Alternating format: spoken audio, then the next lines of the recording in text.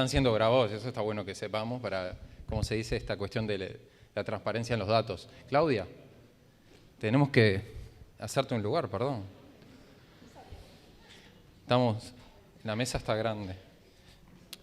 Mira, vos sentate en el sillón y yo hablo parado porque yo voy a hablar al principio, así me parece mucho más cómodo.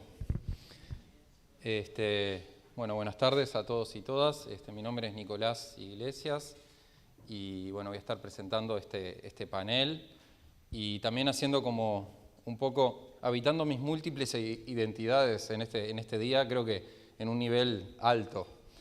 Voy a hablar un poco, voy a hacer una introducción histórica del proceso de los diálogos muy brevemente, de los diálogos interreligiosos, y voy a moderar o presentar el panel de gente con la que hemos compartido varias de estas instancias. Y aparte voy a hablar presentando este lugar desde Siembra, el cual también facilito en este momento. Así que bueno, todo es una persona misma puede ser muchas cosas a la vez, en este caso es muy evidente. Sí, lo sabremos. Así que bueno, en esta tarde tendremos la oportunidad de escuchar a Néstor da Costa, que es profesor de la Universidad Católica, es doctor, y es la bibliografía de cualquier persona que comienza a estudiar este tema de la religión, así que una alegría tener a Néstor, que es una referencia en este tema, y aparte de ser un compañero de muchas andanzas. Va a estar también compartiendo Marcelo Nicolau, que es pastor valdense, que vino desde Paysandú para acompañarnos en esta conversación, en este conversatorio, y él es el moderador de la mesa de la Iglesia Valdense. No es el moderador de la Iglesia Valdense, eso, detalle, moderador de la mesa valdense, de la Iglesia Evangélica Valdense del Río de la Plata, que es una iglesia de Argentina y Uruguay. Está la madre Susana Andrade, que es de las instituciones federadas afroumbandistas del Uruguay, IFA. Es una líder de la comunidad afroumbandista y una promotora también de muchos de estos diálogos. Eva Smith, que es de la Asociación de Mujeres Fátima, musulmanas del Uruguay, y que aparte es psicóloga, ¿no? Sí. Y Claudia Hoffnung, que es de Mujeres que Activan por la Paz Uruguay, y también es psicóloga, ¿no? Muy bien. Así que muy bien.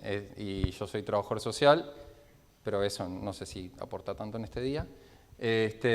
Bueno, brevemente antes de darle la palabra a Néstor, que va a ser la primera persona que va a exponer, y también decir que Monseñor Milton Trócoli nos acaba de enviar un mensaje de que se siente mal de salud y que lamenta mucho no poder estar acá, porque es presidente de la Conferencia Episcopal. Esta actividad también es convocada para la parte institucional, no olvidarme, junto con OBSUR, con el CLAI, que es el Consejo Latinoamericano de Iglesias, con IFA, que es Instituciones Federaciones Afroumbandistas, y FE en la Resistencia. Y esto tiene sentido porque estas instituciones, justamente OBSUR y el CLAI y IFA, han sido instituciones precursoras y promotoras del diálogo interreligioso de estos últimos 25 años. Hay precedentes anteriores, no es que el diálogo interreligioso comenzó en el 2002, que es una fecha que para mí igual es un hito, porque ha habido experiencias de diálogo, por ejemplo, judeo-cristiano desde la confraternidad judeo-cristiana, y hubo muchos espacios de diálogo interreligioso por los derechos humanos no institucionales en tiempos de la resistencia a la dictadura. Hay otras experiencias que vienen de antes, pero en el 2002 creo que es una de las primeras instancias formales que se da en Facultad de Humanidades, en el marco del Foro Social Uruguay. Hay un foro interreligioso, ahí yo conocí a la MAE, yo me acuerdo tenía 18 años, y de tu edad no me acuerdo. Facultad de Humanidades, que había varios docentes, varios académicos de este tema, y también había líderes religiosos, me acuerdo que estaba Javier Galdona, Fernando Rodríguez, la MAE en una mesa. O sea, esto tiene una larga historia de diálogo que empieza, una de esas instancias es el Foro Social Uruguay, padre del Chino Chaper. Eso funcionó durante un tiempo en el marco de este foro. Después hubo dos hitos que recuerdo, uno de la Asociación Cristiana de Jóvenes, que estaba Armin Nile, Mario Cayota, y algunos otros referentes del ámbito también de la religión y de la academia, como esta mezcla de líderes religiosos hablando desde su identidad religiosa y por los derechos humanos y la laicidad y la pluralidad, y también académicos como interactuando con este mundo. Eso fue 2007 por ahí. Y en 2009, 2010 hubo otro evento en el MEC, que recuerdo que lo organizamos con la UNESCO, con el CLAE, con OBSUR, con el CLAE, y más o menos las mismas instituciones o como van y actores repitiendo, que era sobre diversidad religiosa y laicidad en Uruguay del siglo XXI. Era un tema muy parecido al de ahora. Y hablamos temas bastante parecidos a las preguntas que tenemos para discutir hoy. Eso fue en la biblioteca, en la Biblioteca Nacional, en la Sala José Pedro Varela, me acuerdo, también hicimos varios chistes al respecto. Y después vinieron los diálogos interreligiosos en el marco del Mercosur, que ahí en ese periodo, que fue desde que Fernando Lugo asumió la presidencia y duró durante 3 o 4 años, y después eso siguió en otras formas, fueron diálogos que funcionaban, que se hicieron muchos en el Palacio Legislativo y después en otros lugares, en el edificio Mercosur, y que tuvieron una serie de documentos elaborados por líderes de distintas religiones. Participaron, realmente eran diálogos muy amplios, con 80, 90 líderes religiosos, y se hicieron documentos organizados en ejes temáticos. Y esos documentos están, y hay algunas referencias que van a hacerse a ese tema hoy. Y después de eso siguió un espacio de foro de interreligioso, y de alguna manera hoy, en este proceso que también esperamos que sea un proceso de una serie de diálogos, este sería el primero de una serie de diálogos, no vamos a desconocer estos procesos previos que hubo también, que son muy ricos y que llevan a enriquecer esta discusión, y que nos traen 2 preguntas que desde el grupo de espiritualidades y religiosidades de siembra estuvimos como reflexionando estos últimos meses, que son si es necesario que Uruguay piense, repiense, rediseñe su modelo de laicidad y su vínculo Estado-religiones. Eso es una de las preguntas que es importante colocar. Y la otra pregunta es ¿por qué es importante educar en la diversidad religiosa? ¿Por qué es importante una educación en la diversidad religiosa? Y si eso estaría en contra o no de la laicidad y si eso sería compatible con la laicidad en el Uruguay. Son 2 preguntas profundas, no las vamos a poder agotar hoy, pero por lo menos comenzar el diálogo, y de lo de hoy se recogerán insumos con la ayuda de la inteligencia artificial y la inteligencia de todos ustedes, y va a haber otras instancias de diálogo con autoridades del MEC que ya están notificadas que estamos haciendo semejante herejía acá enfrente. El ministro está enfermo, Maía no pudo venir, pero tanto con el director de Educación, con Gabriel Kirich y Varela de Secretaría y el ministro y su equipo, van a estar posiblemente recibiendo esta información y generando instancias de diálogo y de conversación, y también, bueno, tenía otras miradas. Así que, bueno, con esto resumo esta introducción, y la idea es que cada exposición tenga unos 15 minutos y después tener un espacio para el intercambio. Así que, bueno, vamos a estar con el tiempo, yo ayudo, y te paso la palabra a Néstor.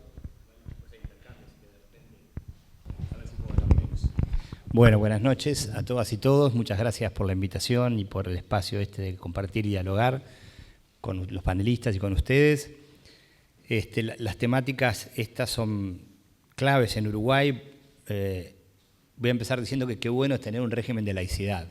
Siempre le marcamos las cosas negativas y las voy a marcar después, pero tener un régimen que permita la separación iglesias-Estado, que el Estado no intervenga en las iglesias no intervengan en el poder político, es muy sano, habilita a cada uno a poder actuar con independencia, habilita a cada uno a sus especificidades, la laicidad, como habitualmente decimos, les voy a decir una cosa que es muy rara, que no existe. Lo que existen son diversos arreglos laicos en distintos lugares del mundo. En algunos en forma explícita, son un tema central. En Uruguay es un tema casi identitario, en Francia también, en una parte de México también, en una parte de España y de Turquía, y nada más.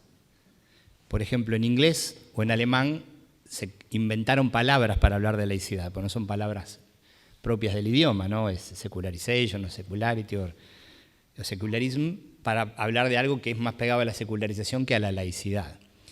Entonces, esto quiere decir que no hay una única forma de vivir la laicidad. De hecho, si uno agarra países del mundo donde el Estado y la Iglesia no están separados, por ejemplo Inglaterra, uno tiene una clara...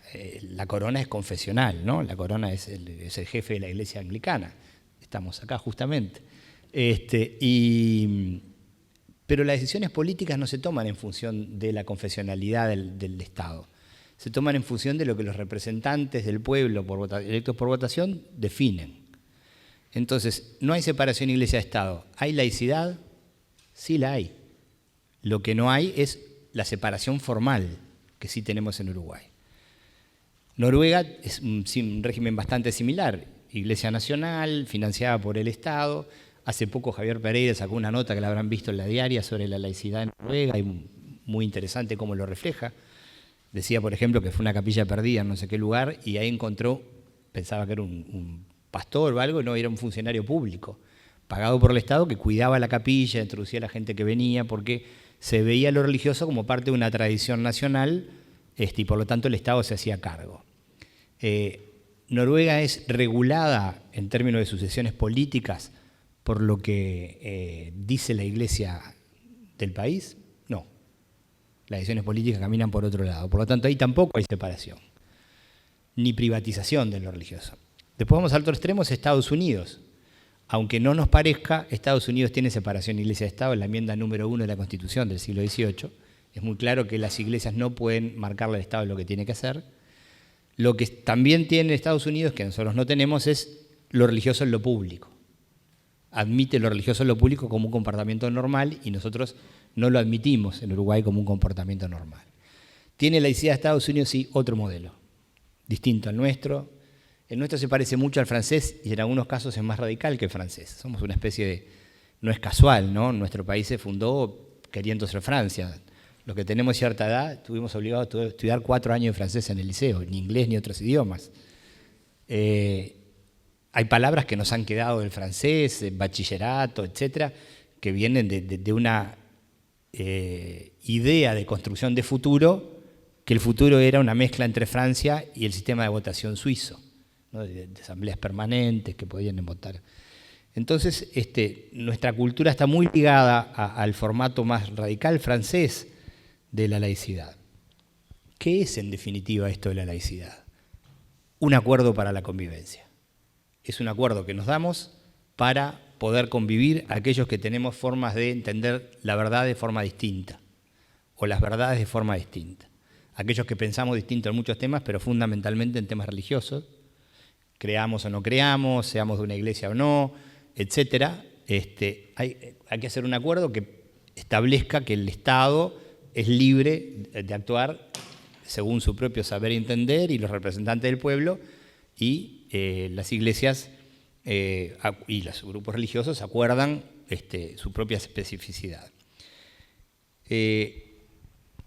No es algo casual, la laicidad persigue fines, tiene 2 fines claros. El primero es asegurar la libertad de conciencia, que todos en cualquier lado pueda tener libertad de conciencia para creer lo que quiera absolutamente. Y el segundo fin es tener la libertad para expresar esa libertad de conciencia, porque uno puede tener la libertad de conciencia pero no expresarla, porque en algunos lugares, sabemos bien, está prohibido disentir religiosamente. Entonces, los 2 fines de la laicidad son libertad de conciencia y libertad de expresión de esa libertad de conciencia. Para eso existe el régimen de laicidad, para que los ciudadanos puedan expresarse libremente y nadie les imponga nada. Y tiene 2 medios claves que son la neutralidad del Estado en función de los grupos religiosos y las religiones, y también la separación. La separación que puede ser, como dije recién, formal o no formal. La separación iglesias y Estado, ya les decía, en Inglaterra es no formal, en nuestro caso es formal, en Estados Unidos es formal, en Francia también es formal. Pero en el resto de países del mundo, cuando uno habla de laicidad, les suena rarísimo. No entienden bien qué es esto de la laicidad. Uno habla, es un atrevimiento porque hay gente que viene de esa tradición alemana y en Alemania no es un tema de fondo. En Estados Unidos explicar lo que es la laicidad es rarísimo porque nadie te puede creer. No, en serio. Y cuando tenemos alumnos norteamericanos que vienen a la universidad, te dicen, no, acá son todos ateos. No, yo estuve un tiempo en la Universidad de California, Santa Bárbara, una universidad del estado de California. En el medio del campus hay un templo. Y yo, claro, uruguayo, llegué ahí y dije, qué horrible esto, ¿no? Hay un templo religioso en el medio de un campo, una universidad pública. Pero el concepto es otro. El concepto es defender lo que el ciudadano cree. No comprarle su convicción religiosa, pero sí darle espacio para que le viva, ¿no? Entonces, la separación y la neutralidad. En Uruguay la neutralidad tiene un par de vetas interesantes. Hay básicamente dos énfasis de la neutralidad. Uno es el énfasis en el Estado es neutro, esto es un asunto privado, el Estado no puede ni mirarlo. No, es un asunto privado, no nos interesa. No hay que mirarlo, no hay que hacer lo que dicen las autoridades religiosas, no hay que hacer nada. Es un problema tuyo, privado. Esa es la visión más de la ignorancia, ¿no? Ignoro lo religioso de una sociedad. Y la otra es la de reconocimiento, ¿no? La laicidad de reconocimiento es, los ciudadanos tienen sus convicciones y como son un derecho humano, el Estado no lo ignora sin por eso volverse confesional. O sea, uno puede perfectamente saber que hay religiones, caso típico de Suecia. En Suecia los colegios públicos visitan todos los grupos religiosos de la zona. No para catequizar a alguien o convencer a alguien, sino porque son parte de la realidad. Entonces en Uruguay tenemos una beta que entiende que lo religioso tiene raíces filosóficas más duras, ¿no? Entiende que lo religioso es opio de los pueblos o negación del pensamiento, y que propone que no se pueda ni mirar lo religioso. Es un asunto privado, ¿no? Y si se publica que el presidente va a un acto religioso, es un problema para muchos sectores de la sociedad uruguaya. Entonces, para mí ahí hay un gran dilema. Y hay una cuestión que también sería bueno, que es la distinción entre laicidad y laicismo. Muchas veces se usa como sinónimo, aunque no son el mismo asunto. La laicidad y el laicismo son elementos distintos. La laicidad es ese régimen de convivir, respetando diferencias, no haciendo confesional al Estado, ni de que el Estado intervenga en las religiones, pero el laicismo es más una doctrina, una ideología que tiende a hacer de la laicidad un combate contra la presencia de lo religioso en lo público, ¿no? Es el combatir que exista lo religioso en lo público. Sostiene que la idea de cualquier manifestación de fe religiosa en lo público es una imposición para los demás, lo que va en contra de la libertad de expresión, más bien todo lo contrario, pero sostienen eso. Promueve el pensamiento único. Hay una forma única de entender lo religioso en las sociedades y es la que ellos propugnan. En lugar de entender la democracia como un espacio de participación de todas las ideas y creencias, se busca restringir la presencia de las convicciones religiosas en la esfera pública. En algunos casos el laicismo se hace ideología y con frecuencia toma la forma de dogmatismo religioso. Es todo nada. Hace unos años me tocó participar en la Universidad de la República en un replanteo del Uruguay al 2050 y había gente de muchos sectores distintos y cuando el coordinador Felipe Arocena dijo, bueno, también tenemos que pensar la laicidad del siglo XXI y un grupo de estos que estaba presente dijo, de ninguna manera, la laicidad es intocable. 3 minutos. Bueno, entonces, ¿dónde lo encontramos hoy? En el seno de movimientos militantes que pretenden la desaparición de todo lo religioso. No voy a pasar por la historia de nuestro país y cómo la laicidad se fue construyendo, pero sí que pasamos en un momento de cultura de hiperintegración, de negar las diferencias, de ocultarlas tras la túnica blanca y la moña, y que nos costaba mucho la diversidad. Nos cuesta mucho. Saben que había un decreto acá en Montevideo que no se podía pintar los edificios públicos. Tenían que ser del color de la piedra con que era construido. Eso de la diversidad, el color, estaba prohibido. Y hoy estamos en un mundo que va hacia la diversidad, que reconoce la diversidad como valor.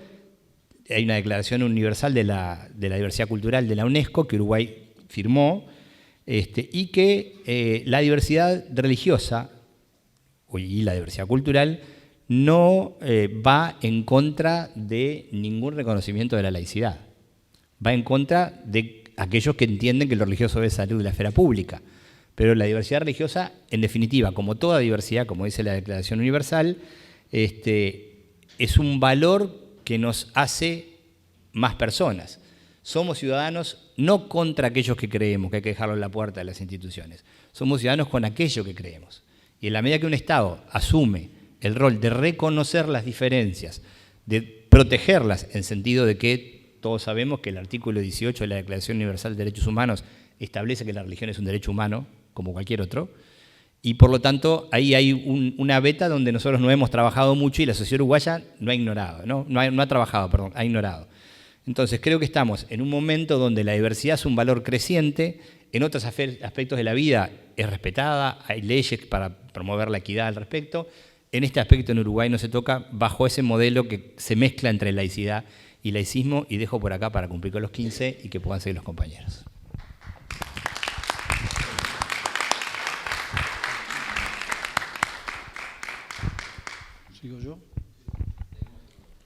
Seguimos en orden. Bueno, muchas gracias. En primer lugar, gracias por la invitación de poder compartir este encuentro. Y bueno, me presento, soy Marcelo Nicolau, para que los que no me conocen, pastor de la Iglesia Valdense. Y bueno, una alegría poder compartir con ustedes. Quiero empezar algunas reflexiones compartiendo una pequeña historia personal. Cuando era adolescente iba al liceo, en el lugar donde yo vivía, un liceo público, en la provincia de Entre Ríos, en Argentina. Un día al cura párroco del lugar se le ocurrió instalar un confesionario en el patio cerrado del liceo, del secundario.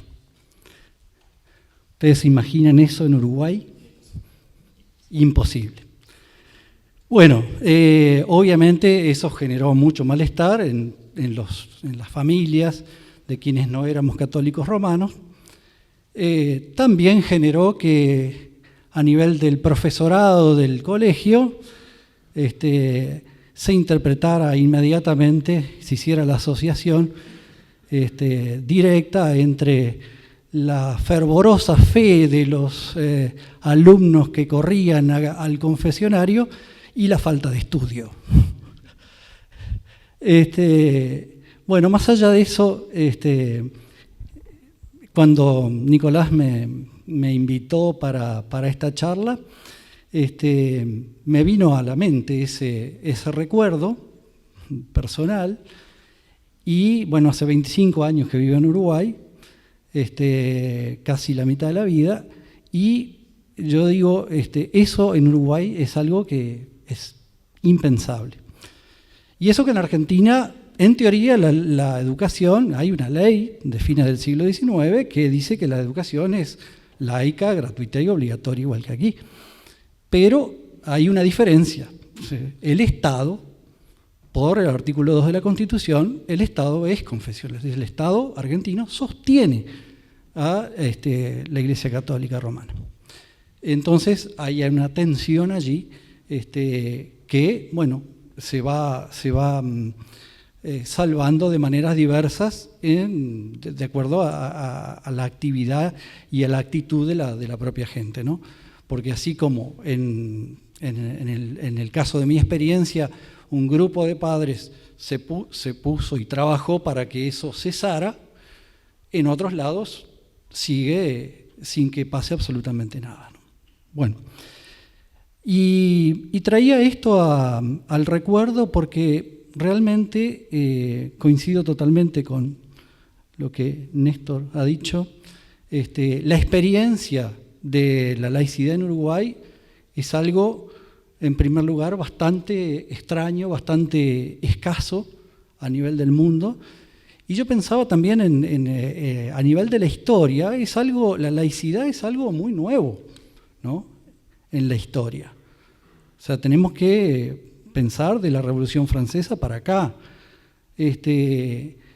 Y hay una realidad que es que la realidad es la religiosidad del ser humano existe, ha existido desde que conocemos, desde tiempos antiquísimos, desde la prehistoria sabemos que el ser humano tiene una necesidad de búsqueda de la trascendencia, de lo más allá, de lo absoluto, pónganle ustedes lo que quieran, ¿no?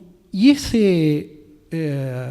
que de alguna manera la religión logra condensar o también controlar de alguna manera, tiene una consecuencia directa con el poder. Es decir, hay una relación de poder detrás de la religión. Y no es casualidad que los estados, ¿no? Y que las religiones han estado muy ligadas, muy vinculadas al poder.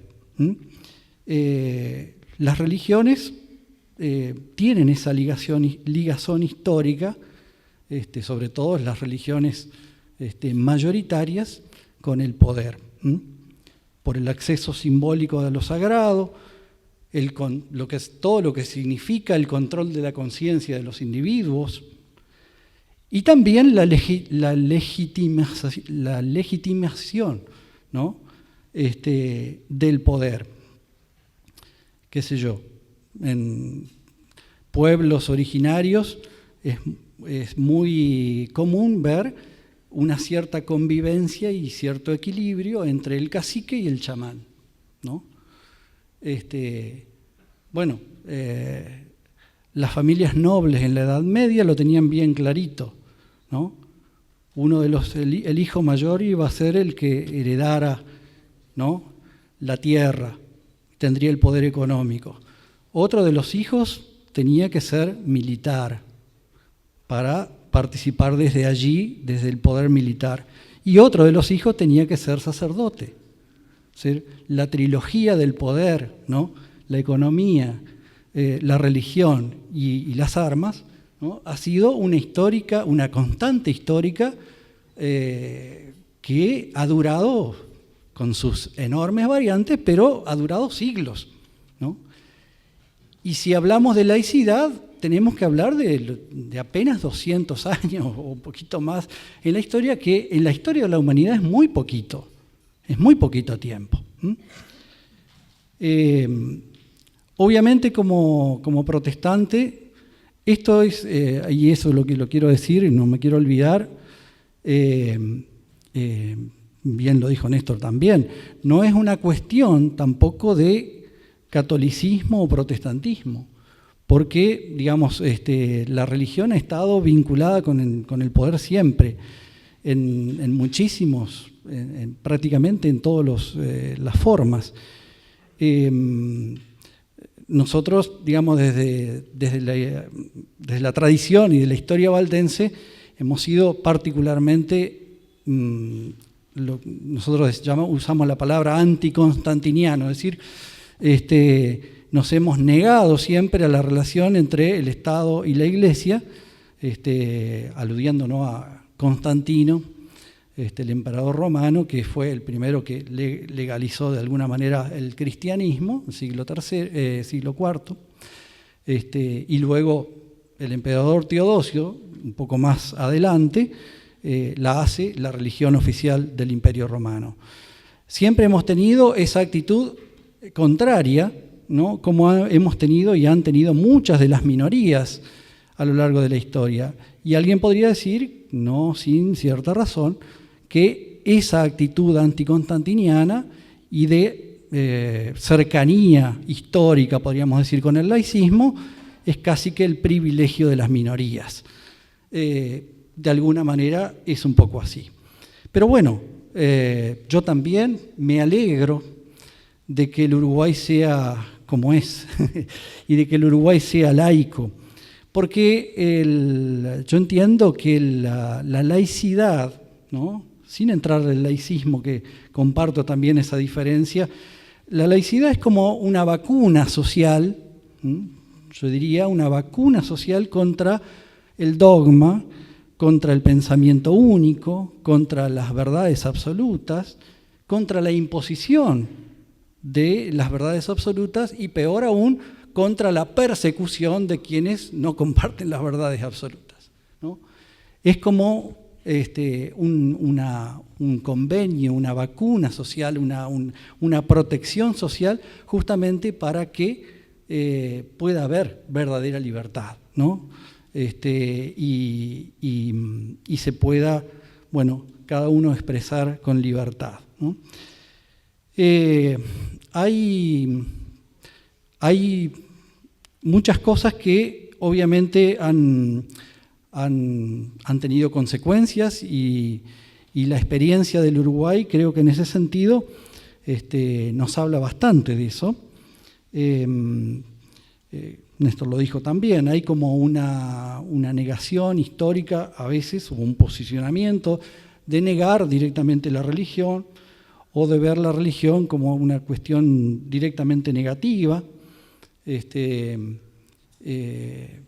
Hace poco escuchaba en el documental que creo que Nicolás estuvo ayudando a ese, ¿cómo es?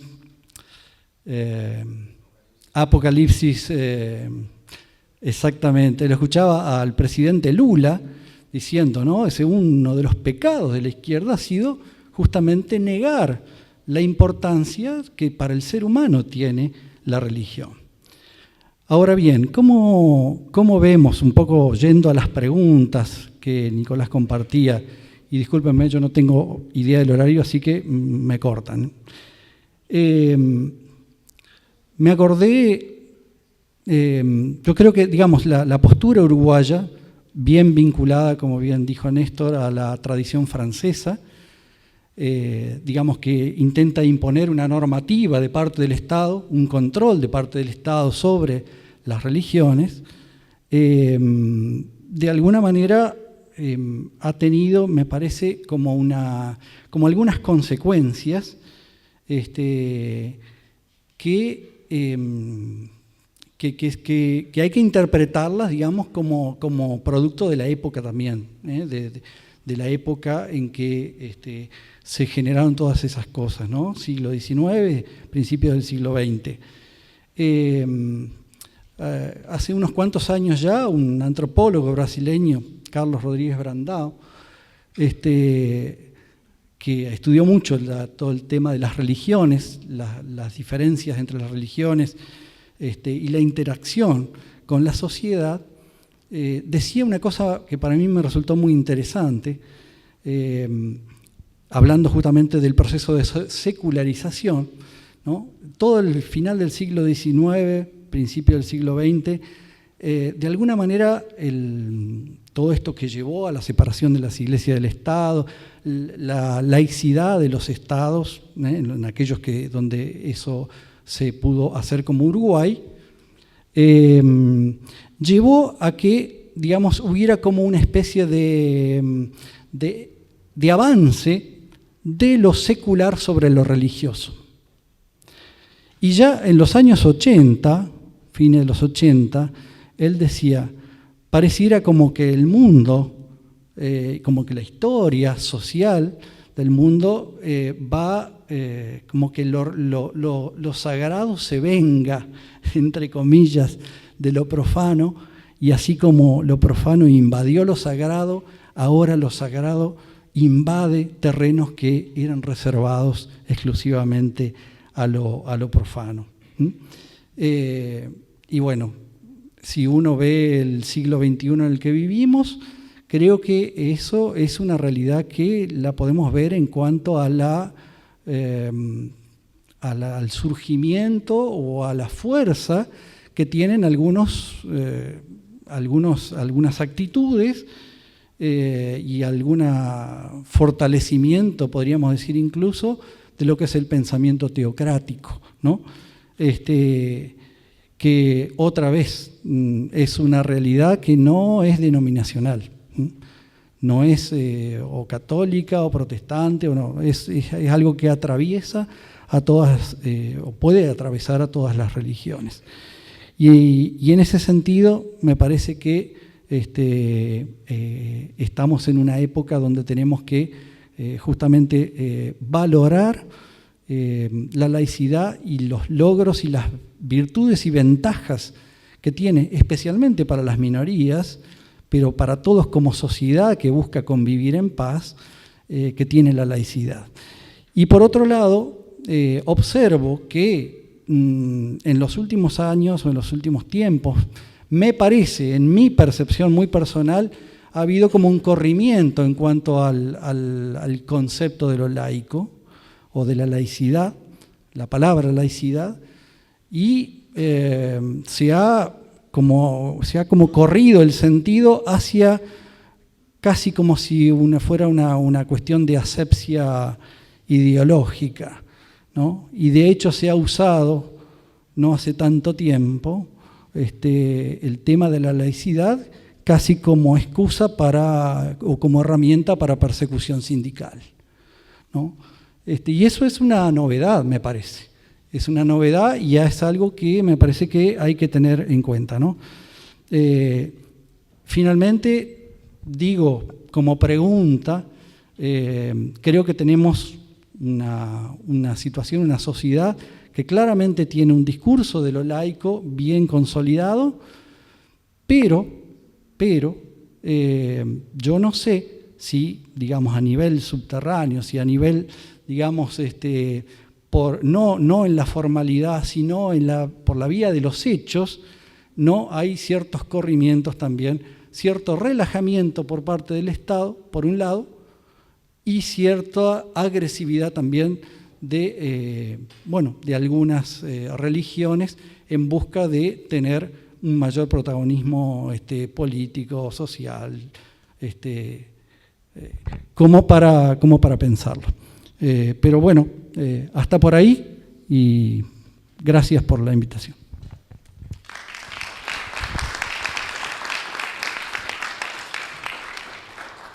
Muchas gracias. Muchas gracias al público que se tomó un rato para estar acá con nosotros hablando de estas cosas tan aburridas para mucha gente, pero tan importantes para mucha otra gente también, ¿verdad? Así que gracias por eso. Personalmente me siento muy en paz estando en un templo. Gracias al padre Gonzalo que andaba por allí. Este templo vio los tambores por el agua, cuando la sequía, los tambores de religión por el agua, y llovió. Así que bueno, nada, gracias a este panel ilustre, también a Siembra que organiza estas cosas así como quiméricas. Yo pensaba en lo que decía el pastor y sí, la laicidad es muy útil para muchas cosas. Ahora, para quienes sufrimos de algún modo una discriminación histórica y una negación incluso de ser una religión, porque provenimos de los barcos negreros, de las poblaciones esclavizadas y de las poblaciones originarias, como Umbanda y los cultos afro, muchas veces esa laicidad significa un manto de olvido para la necesidad de vencer esas dificultades de inserción social que tenemos. Y cuando habla el pastor incluso se expresa desde una visión eurocéntrica, cristiana, evangélica, no sé, bíblica, por llamarle de algún modo, porque habla de profano, habla de secularización, terminología que hace referencia a un modelo católico, cristiano, occidental. Entonces, de algún modo nos excluye, o de todos los modos nos excluye. Y nada, no es por pelear, pero venimos a conversar y a intercambiar. Y creo que estos diálogos son muy sanos. Estos diálogos nos enfrentan realmente a cuestiones que a veces de otro modo no las conversamos, no las dialogamos. Y nos hemos enriquecido muchísimo de estos intercambios a los que hacía referencia Nicolás al principio, y realmente agradezco estos espacios, los agradecemos, creo que todas las religiones, pero hoy faltó el católico, ¿no? Faltó la persona que venía a representar el catolicismo, puede ser, bueno, capaz que fue casualidad. Yo traje anotado algunas cosas. Nuestro Estado se identifica como laico, es decir, independiente de toda confesión religiosa en sus decisiones políticas, a partir del concepto implícito en el enunciado del artículo 5 de la Constitución en su segundo párrafo. No lo define. El Estado no sostiene religión alguna. La primera parte de dicho precepto constitucional abarca la posibilidad de profesar credos diversos o no creer en nada cuando dice todos los cultos religiosos son libres en el Uruguay. Si bien hay mucha gente que le importa la religión, hay mucha gente que no le importa, pero está bien, para eso es la libertad. Hoy se agrega la definición del principio de laicidad, como dice el texto de la Ley General de Educación Pública, la 18.437 del 2009, en su artículo 17. El principio de laicidad asegurará el tratamiento integral y crítico de todos los temas en el ámbito de la educación pública mediante el libre acceso a las fuentes de información y conocimiento que posibilite una toma de posición consciente de quien se educa. Se garantizará la pluralidad de opiniones y la confrontación racional y democrática de saberes y creencias. A mi criterio, me puedo equivocar, esto es histórico, creo que es la primera vez que se explicita, que se enuncia un significado del concepto de laicidad estatal. Y más allá de interpretaciones, que siempre las hay, parece bastante claro ese texto, ¿no? Esto no se está cumpliendo. La diversidad religiosa es ahogada y resulta ciudadanía con derechos menoscabados por imposiciones normalizadas que se dan en los hechos, y capaz que es un pequeño ejemplo de lo que mencioné recién. Por más marco legal que exista, no hay seguridad civil del uso del derecho fundamental a la libertad de cultos para todas las religiones por igual. No sabemos si es falta de presupuesto, de voluntad política o las dos cosas. Se ignora la existencia y particularidades del crisol de formas de espiritualidad que hay en el Uruguay. Especialmente se omite hacerse cargo de las dificultades que hablaba recién, de discriminación social, estereotipos, etcétera, que cargamos como prácticas sagradas de las culturas afro e indígenas, despectivamente tratadas a lo largo de la historia y desjerarquizadas por sus orígenes étnico-raciales, religiones de negros y de indios. La laicidad de la Carta Magna y de la Ley de Educación debe ser implementada, de otra forma no se respeta. A cabalidad. En tanto, no se haga un trabajo de regulación, al menos administrativo o protocolar, acerca del alcance de dicho principio de nuestra soberanía democrática y cómo debe cumplirse, o sea, transformarse en política pública como responsabilidad estatal, con infraestructura y presupuesto acorde a la legislación vigente, continuarán habiendo abusos y desigualdades. La laicidad como potestad del Estado es constitucional, tiene definición legal y hasta un día específico. Por allí, cuando yo entraba al Parlamento como suplente, 2015-2020, creo que llegué a entrar un proyecto del Día de Diálogo Interreligioso. Me acuerdo que no prosperó, yo no podía hacerlo y entraba cuando se podía como médico de guardia, como todo suplente del Parlamento, capaz que algunos saben que es así. Y atrás de eso, Ope Pasquet, me acuerdo, puso el proyecto de Día de la Laicidad. Ese sí prosperó, obviamente, era titular, tenía otras herramientas, podía negociar. Pero bueno, así estamos, hasta un día específico de la laicidad existe. Aún así, los afrobandistas seguimos siendo los macumberos. Para prevenir violaciones, deberíamos organizar cómo poner en práctica dichas garantías normativas, y esto no significa no hacer nada, pues la prescindencia de la acción estatal equilibrando pruebas a la vista trae aparejada la arbitrariedad. Nosotros venimos hoy de mañana de la Asamblea Nacional de Derechos Humanos de hablar de las situaciones de discriminación, que tuvimos que hacer un informe alternativo a Naciones Unidas el año pasado. Llevamos esa situación a la Institución Nacional de Derechos Humanos y se formó un grupo de trabajo. Los derechos humanos son violentados, son violados por las instituciones públicas. Y hay varios expedientes en la Institución Nacional de Derechos Humanos que ya tienen resoluciones hablando de que han sido en varias ocasiones violentados los derechos humanos de la población afrobandista del Uruguay. Para tener en cuenta. Tal vez sea necesario un mecanismo sancionatorio por eventuales incumplimientos, porque cuando tenemos que protestar es que llegamos tarde, ya sucedió lo que no debía suceder. Y en realidad vivimos apagando incendios sin diseñar prevenciones o ni siquiera poner extintores. Pedimos por los derechos humanos de poblaciones subalternizadas históricamente. Así se empezarían a paliar los desequilibrios entre las distintas propuestas confesionales, algunas con desventajas sociales flagrantes, legendarias, como el prejuicio y la discriminación, y se organizarían espacios de equidad para las diversas creencias y no dejar que prime el más fuerte, rebajando la calidad de nuestra democracia. Cabe mencionar la pertinencia de pensar en un material de texto que incluya lo básico de la diversidad religiosa uruguaya como forma de ayudar a la implementación de la laicidad inclusiva que consagra nuestra Ley de Educación Pública, repito su número, 18.437, 16 años tiene ya, incluso para ayudar a la formación docente. Al menos abrir un canal de proceso hacia la democratización de nuestra enseñanza en ese sentido. Este ha sido el núcleo del intercambio religioso en los últimos tiempos y se viene pensando o debatiendo lo importante que sería contar con una herramienta pedagógica de esas características. Tiene otros valores, nos pondría a pensar, a teorizar, a dialogar nuevamente, sería un avance cultural desde su génesis, porque nos pone a cultivar la convivencia intercultural, tan importante en estos días donde la violencia realmente no precisa pretextos para posicionarse como madre de la sociedad.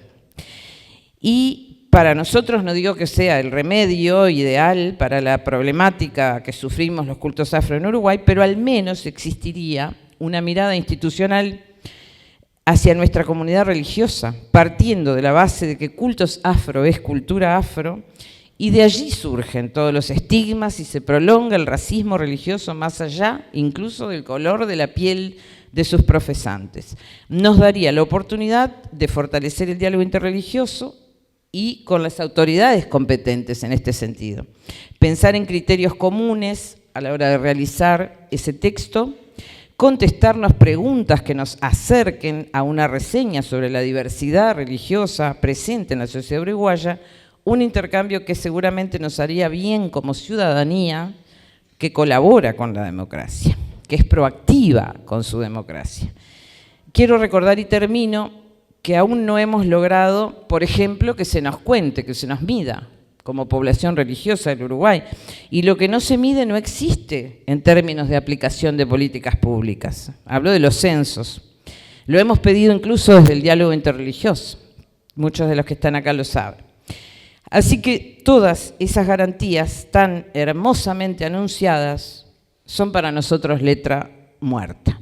Bueno, dejo por acá y seguimos con el intercambio. Muchas gracias. Muchas gracias. Ayé, ayé, ayé.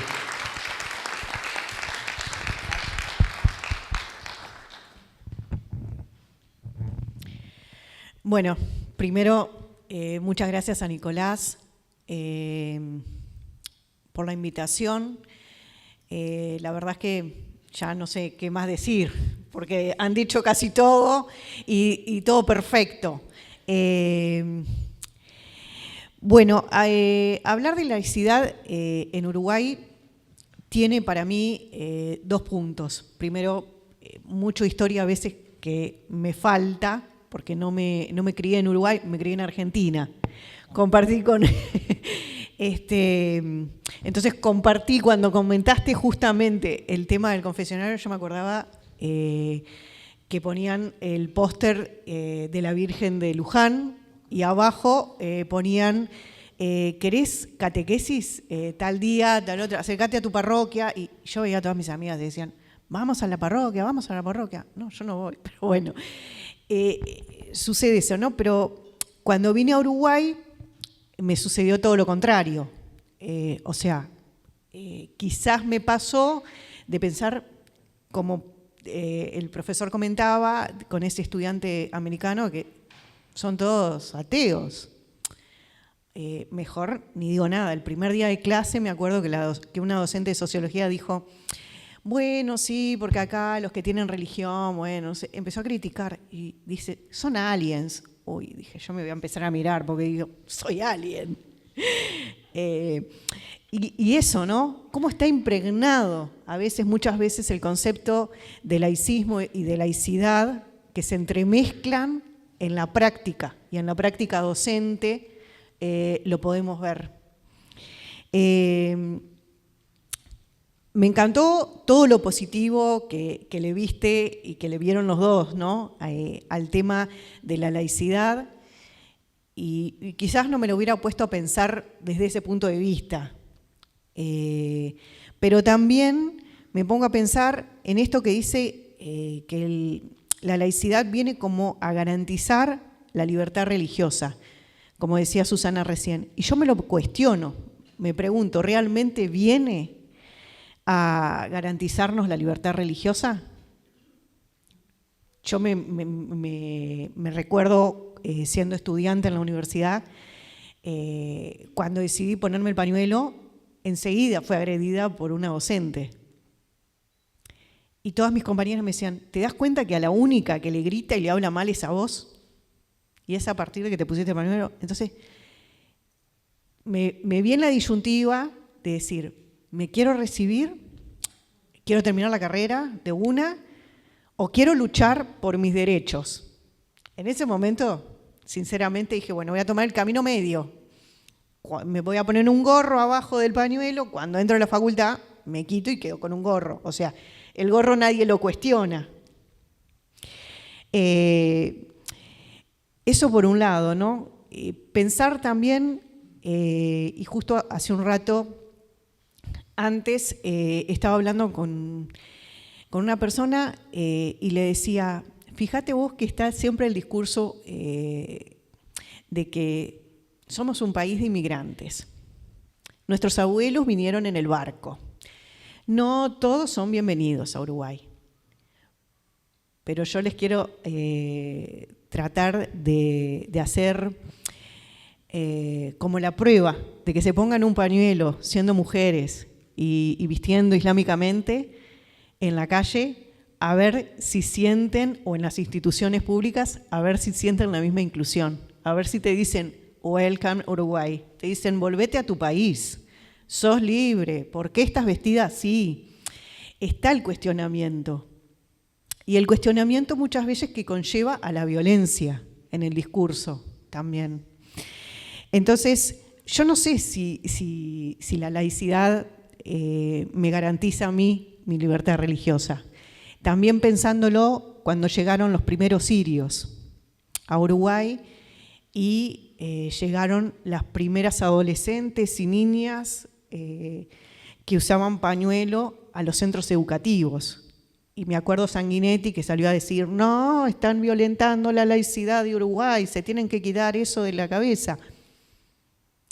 Y violentar la laicidad también es llevar una cruz, entonces, y con ese sentido, ¿no? O llevar una guía, o llevar cualquier símbolo. O sea, yo no estoy dogmatizando a nadie, ni le estoy hablando de mi religión a nadie, simplemente por estar vestida libremente como yo considero que es lo correcto, por lo que me dice mi religión.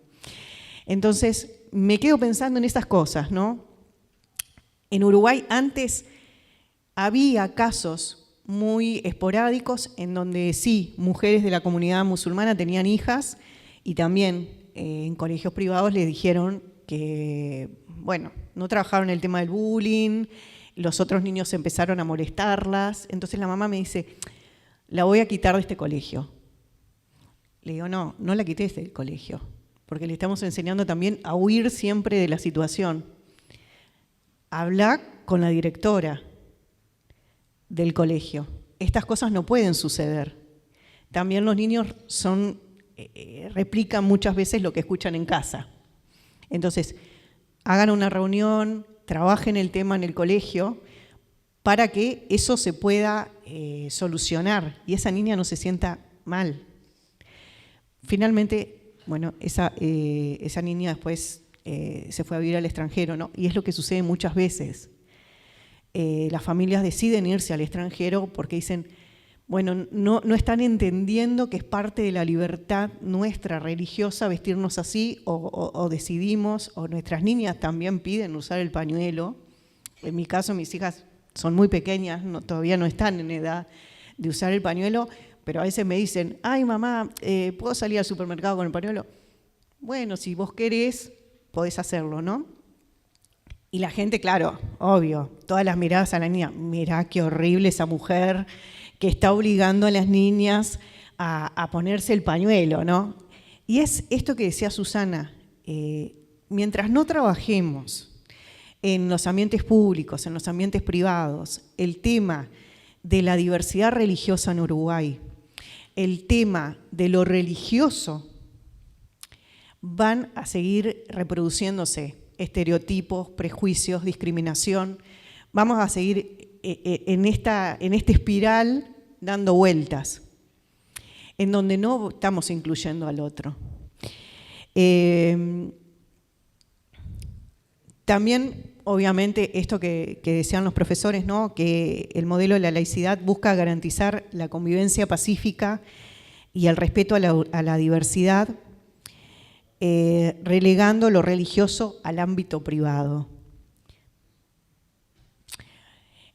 Capaz que ahí me podría llegar a pensar de que está hablando de la dogmatización. Yo creo que nadie que practique una religión tiene como un chip de decir, ay, voy a dogmatizar, voy a convertir, no sé, al catolicismo a mi vecina y se lo voy a imponer y se lo voy a imponer, le voy a hacer, le voy a hablar. Nosotros en el Islam decimos que la religión es libre. Yo puedo, si alguien me pregunta, responder acerca de lo que es la religión, en qué creemos, etcétera, etcétera, pero no voy a dogmatizar al otro. O sea, la libertad la tiene el otro, de creer o no creer en lo que quiere. También en esto de la diversidad religiosa, como les decía, yo tengo 2 niñas que están en edad escolar y son chiquitas. Pero nosotros tenemos fiestas que son particulares nuestras y que no coinciden con el calendario gregoriano, como pasa con algunas otras colectividades religiosas. Y entonces, bueno, tratamos de que nuestras hijas sientan de que estamos en un día festivo. Entonces yo aclaro en el colegio. Mi hija hoy va a llevar una torta porque es el fin, por ejemplo, del mes del ayuno, el fin de Ramadán, para compartir con sus amigos. Una torta normal, comprada en cualquier supermercado, de chocolate o lo que fuera. Sin ninguna cuestión religiosa, ni media luna, ni mezquita, ni nada, para que no digan después, bueno, mirá, tenía la torta la Meca, tenía la torta una media luna y mi hija comió una torta que tenía un símbolo religioso. No, una torta normal. Ni siquiera mi hija va a hablar a los compañeros de que, ay, sí, hoy estábamos haciendo, ¿no? Y lo aceptaron. Incluso, bueno, la maestra fue tan permeable que le dijo a mi hija, bueno, venía delante de todos y explícanos, ¿qué estás festejando hoy? Y eso a mí me parece hermoso, pero no se da en todos lados, desgraciadamente. Hubo otro colegio en donde sí, participó del kinder en otro colegio y la tuve que quitar por ese mismo tema, porque en un momento veo que en una fiesta sacan fotos con todos los niños y ella había querido ir con pañuelo, vestida con ropa tradicional y sacaron fotos con todos los niños menos con ella. Y ella lo sintió, ese peso del rechazo, ¿no? Y bueno, yo dije, ya está, no es el lugar para ella, la saqué por otros temas también, pero fíjense en ustedes que 2 minutos, 3, bien. Esto, ¿no? A mí me parece que es importante hablar de lo religioso, incluirlo en la currícula a través de un libro de texto, por ejemplo, como decía Susana. Yo me lo había anotado acá, dentro de algunas cosas que improvisé, me lo anoté. No te lo plagié, Susana. Había notado esto de hacer un texto interreligioso, porque me parece que es importante. ¿Para qué? Para generar jóvenes y niños más empáticos. Tenemos que pensar en el futuro de nuestros jóvenes. Nuestros jóvenes tienen que tener una mente más abierta, un conocimiento, aunque sea básico, en lo que cree mi vecino. Para respetar, para saber y poder ponerse en el lugar del otro, ¿no? Eso me parece fundamental. Y haciendo un poco de historia, me ponía a pensar también, y ya termino, Nicolás, con esto, ¿no? El tema de que el poder, el Estado y la Iglesia, antes los cementerios, los hospitales, ¿verdad? Las cárceles estaban en manos de la Iglesia, ¿no? Obviamente de la Iglesia Católica. Y el tema del cementerio para nosotros como musulmanes también tiene una impronta, porque nosotros tenemos un rito específico antes de que fallece el muerto, que muchas veces es engorroso realizarlo, ¿no? Nosotros lavamos el cuerpo de la persona que murió, se le pone una mortaja, ¿no? Y eso a veces hay hospitales y sociedades médicas que lo permiten. hay lugares en que, bueno, no se puede hacer, entonces se le pide a la empresa que traslade el cuerpo hasta la mezquita, porque hay un lugar donde hacer el lavado, la purificación del cuerpo, y a veces la empresa dice, ay no, pero tenemos que trasladar el cuerpo hasta la mezquita, y hacen todo también un poco engorroso en ese sentido. Y para nosotros es algo fuerte, porque estamos diciendo, no estás entendiendo el sentido que tiene para la persona fallecida, para el familiar y la comunidad, que la persona reciba la sepultura como nosotros consideramos que es lo correcto. También, en este sentido, tenemos el tema de que nosotros los ponemos los cuerpos en dirección hacia la Meca, hacia la Qibla, y en tierra. Y el cuerpo no puede ser tocado. No hacemos como hacen acá reducción. Y a mí me pasó, yo tengo una niña que falleció y era sumamente engorroso todos los años ir a Necrópolis, pedir por favor, porque no hay un cementerio privado que me permitiera enterrarla en tierra, entonces bueno, fue un cementerio público, y a pedir que por favor no tocaran el cuerpo, que era por un tema religioso. Y entonces eso también hace a una cuestión que es muy engorrosa y muy dolorosa también para la persona y la familia, ¿no? Y las soluciones a veces son, bueno, sí, señora, entendemos. Llegó un momento, me dijo el señor en Necrópolis, sí, te entiendo todo lo que vos me estás diciendo, pero necesitamos el espacio. Para nosotros es eso, un huesito y qué sé yo y qué sé cuánto, pero para nosotros tiene otro valor religioso. Entonces, también, ¿no? Eso es también por falta de conocimiento. Bueno, y ni que hablar de los feriados religiosos también, que es otro tema importante. Pero bueno, a mí, a modo de cierre y síntesis, me parece que es fundamental poder educar jóvenes y niños más empáticos para una sociedad más equitativa, sin exclusiones y en paz.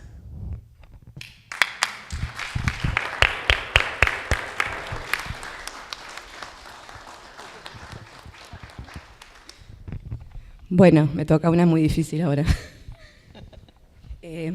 Gracias por la invitación. La verdad que estoy bastante conmovida con todo esto. Había pensado otra forma de presentar a este movimiento que se llama Mujeres que Activan por la Paz, que acá en Uruguay existe desde febrero-marzo del año pasado, y que es como una réplica o un grupo de apoyo de un grupo de mujeres israelíes, donde participan mujeres judías, mujeres cristianas, árabes, no árabes, palestinas, mujeres beduinas, drusas, es decir, que hay una interculturalidad en el propio movimiento, y además tienen distintas procedencias políticas, procedencias en todo sentido, de edades, de distintos lugares del país, etc. Pero justamente la mirada es una mirada muy femenina y muy feminista, y estas mujeres, la mayoría son madres, pero dicen somos un movimiento de madres en el sentido no biológico, ¿no? Madres en el sentido del sostén de la vida, del cuidado. Entonces, esto que trae acá la compañera me conmueve mucho, porque además yo sí soy judía, no todas las del grupo lo somos, y pienso qué parecidas somos, cuántas cosas que contaba nos pasa exactamente lo mismo, ¿no? Esto de los cuerpos, un montón de cosas, entonces me resuena fuertemente, imagínense en este momento particular espantoso que estamos viviendo. Entonces, qué bueno poder sentarse en una mesa, en un sillón tan cómodo, en un lugar tan cálido, y poder hablar de estas cosas, pero realmente me atraviesa. Así que, gracias. Y bueno, ahora les voy a contar un poquito, si puedo, de qué se trata este movimiento. Habíamos traído como unos extractos de estas mujeres hablando, que lo dirían mucho más lindo que yo, pero me parece que no nos va a dar el tiempo. Quizás se lo puedo dejar a Nicolás y que después lo pase, porque este es un movimiento que existe del 2014 en Israel, que hoy tiene unas 50.000 mujeres, o sea, es uno de los movimientos, o el movimiento de base más grande de todo Israel, y que lo que hacen es buscar la paz, buscar que sean las mujeres consideradas en las mesas de negociaciones, cosa que claramente no sucede en muchos lugares. Ellas toman algunos modelos de otros países donde esto sí funcionó y se sabe, está comprobado que los acuerdos de paz, la salida de los conflictos, y cuando digo conflicto, lo digo porque esto es del 2014, no es de ahora, ¿no? Porque vienen trabajando fuertemente para ser consideradas porque tienen una mirada específica, una mirada femenina, cosas que los hombres no piensan o que por lo menos no se ha visto que hayan sido considerados cuando no hay mujeres en la mesa de negociaciones, como por ejemplo el día después, la educación, la cultura, la salud. ¿Qué pasa con todo eso? Entonces ellas vienen construyendo desde ese momento lo que es un mapa de oportunidades para la paz, han investigado, se han entrevistado con gente de todos los países o muchos países del mundo, para entender cómo se puede llegar, quiénes son las personas que tienen más llegada en las distintas comunidades, y una de las figuras que aparecen son las líderes religiosas de cada comunidad, y eso me parece que es importantísimo traerlo. Entonces ellas trabajaron con estas líderes durante varios seminarios, trabajando en lo que es educación para la paz. Bueno, ¿cuál es el rol de cada una? ¿Cómo se puede hacer? ¿Cuál es la particularidad de cada comunidad? Justamente para no invisibilizar todo esto, ¿no? Y ahí me fui, como siempre me pasa con estas cosas, con el orden primero que había traído, que tenía que ver con que nosotros consideramos en esta pregunta disparadora que lo más importante es, por supuesto, educar en la diversidad religiosa, pero en la diversidad en general, y hablábamos de la diversidad de género, de orientación sexual, étnico-racial, religiosa, etcétera, porque eso es lo que promueve, ¿no? Que no haya tanto prejuicio, que no haya tanta violencia, que por lo menos podamos convivir, porque en realidad la convivencia se logra conviviendo con el otro, no desde la teoría, no desde las leyes, sí tienen que estar obvio, pero en el momento a momento. Entonces, ellas trabajan mucho, estas mujeres de las que les estamos contando, desde la base. O sea, ellas dicen, la paz se hace en la peluquería, en el supermercado, en la calle, pero también en las mesas de negociaciones. Entonces, también trabajan a nivel político, a nivel diplomático, para intentar, según también una resolución de la ONU, que es muy linda, como decía acá la MAE, que dice que las mujeres deben participar, bueno, tratan de hacerlo valer y que realmente sean consideradas. Y lo que más nos resonaba, o por lo menos me resonaba a mí, de esta invitación, que yo decía, yo no voy a venir a hablar de una religión, sino que de este modelo de lo intercultural. Además, ellas hacen una alianza con un movimiento palestino, que son las Mujeres del Sol, que aparecen en 2021, entonces empiezan a trabajar en conjunto con este objetivo común, que ellas lo traen como algo muy visceral, que no se derrame más sangre de nuestros hijos e hijas. No es ya abstracto, no es solo político, es político en el sentido de que la vida es política, ¿no? Pero es algo visceral. Entonces, bueno, trabajan juntas y lo más interesante que nosotras venimos aprendiendo de ellas es la forma de trabajo, que tiene que ver con el diálogo. Por eso decía, es súper interesante. Ellas dicen, nosotras somos muy diversas en estas 50.000 mujeres, imagínense de toda esta diversidad que tienen. Entonces, cada resolución que sacamos, cada decisión que tomamos nos lleva muchísimo tiempo. Es muy complicado, ¿no? Y a veces nos tildan como que somos tibias o que somos lentas o que no reaccionamos pronto a lo que pasa, pero nos tenemos que poner de acuerdo y eso es nuestro trabajo, ponernos de acuerdo, y a veces nos llevan meses sacar un comunicado, dice. Pero lo que hacemos es escuchar a la otra diferente, porque somos diversidades todas, y entonces dice, palabra a palabra vamos discutiendo si esa es la palabra, si no es la palabra, si esa voz te duele, qué te pasa con esa, por qué le llamamos así y no así. Entonces, claro, imagínense que es bien complejo. Ellas así, en el 2023, sacan lo que se llama el llamado de las madres, que es como un manifiesto que les llevó 9 meses, con todo lo simbólico que eso tiene, acordar, ¿no?, entre los dos movimientos, este movimiento israelí y el movimiento palestino, y sacan esto que es como una especie de llamado a la comunidad internacional, a los líderes políticos, religiosos, etcétera, para que se sumen a ellas en este llamado a la paz, ¿no? Y tiene que ver con esto de ser consideradas y que por encima de todas las diferencias, de todos los dolores, de todo el horror que vienen sufriendo hace muchos años, se pongan de acuerdo. Ellas dicen, nosotras no vamos con una solución. No es que vamos a decir, hay que hacer esto. Entonces nosotros decimos, ¿pero cómo? ¿No? ¿Ustedes qué piensan? ¿Tiene que haber 2 estados? ¿Tiene que haber un...? Dice, no, en realidad eso se lo dejamos a los líderes políticos. Lo que nosotras hacemos es, si es una solución que a todos nos va a servir, que lo vamos a acordar, va a estar bien. Lo que no queremos es que se derrame más sangre de nuestros hijos. No queremos enterrar hijos, queremos que crezcan, queremos que vivan. Entonces, eso es como les decía, muy visceral. Y ellas, esperen porque me voy por las ramas. Nos decían esto, a veces, si nosotras vamos con una solución, ya clausuramos el diálogo para cierta parte, ¿no? Si yo ya voy así, y voy con la plancha puesta, como le diríamos acá en Uruguay, y pasa mucho, ¿no? Nos ha pasado mucho a nosotras en este momento, nos está pasando cuando estamos contando esto, hay gente que nos dice, no me interesa escuchar, o nos comenta cosas sin escuchar lo que dicen estas mujeres, por ejemplo. Entonces uno dice, bueno, si no vamos a estar abiertos al diálogo, no va a poder haber una solución. Y eso, por eso digo, les cuesta mucho, por eso yo quería traerles las palabras porque no son ingenuas, no dicen, qué lindo todo, vamos a olvidar. No, cuentan las experiencias más dolorosas que se puedan imaginar en un contexto espantoso, pero así todo dicen, esto tiene que tener una solución. No podemos seguir, no es violencia con más violencia, ojo por ojo, porque de esa manera ya se vio. No va a pasar nada bueno, ¿no? Y ya se está viendo. Entonces, en ese sentido, nosotras desde acá, para contarles un poquito más, desde acá, queremos como replicar esto, y nos pareció un buen espacio que replica lo que es el diálogo, ¿no? La escucha del otro diferente, pueda estar o no de acuerdo con algunas cosas, pero escuchar primero y después ver qué puedo hacer con eso, y a veces guardarme, no hay que pelearlas al 100% todas las cosas, porque capaz que no nos vamos a poner de acuerdo, pero pongámonos con las que son los que tienen que ver con la humanidad, en la que están por encima, ¿no? Que en este caso es cuidar a nuestros hijos o las nuevas generaciones. Entonces eso para nosotros fue como un mensaje muy potente, y en estos momentos, a partir del 7 de octubre de 2023 y todo lo que vino después y lo que sigue, nos juntamos, al principio éramos algunas mujeres judías, después empezaron a sumar otras no judías que resonaban también con esto, y bueno, y empezamos a sentir que este mensaje que dan estas mujeres, estas madres, era pertinente y es algo que de alguna manera nos salva, ¿no? En esto de seguir creyendo en la humanidad. Y es tan visceral como eso, y por eso me conmovió lo que traía acá la compañera.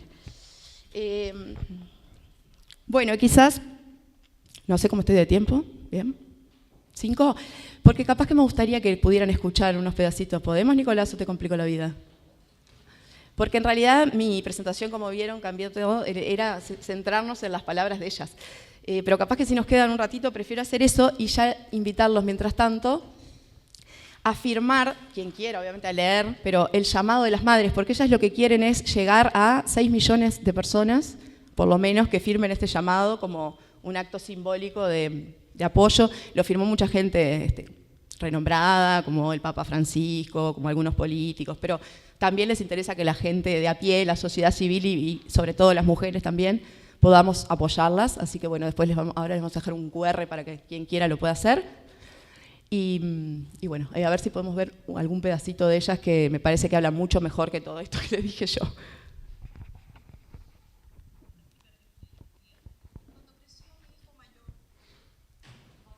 Sí,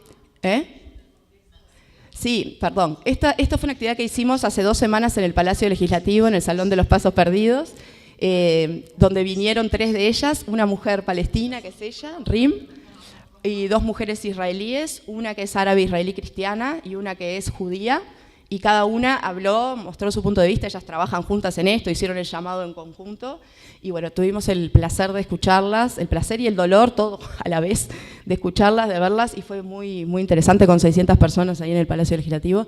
Y bueno, trajimos solo unos extractos chiquitos para por lo menos ponerlas, que puedan como conocer un poquito más qué traen y esto que les estoy diciendo, reflejarlo, ¿sí?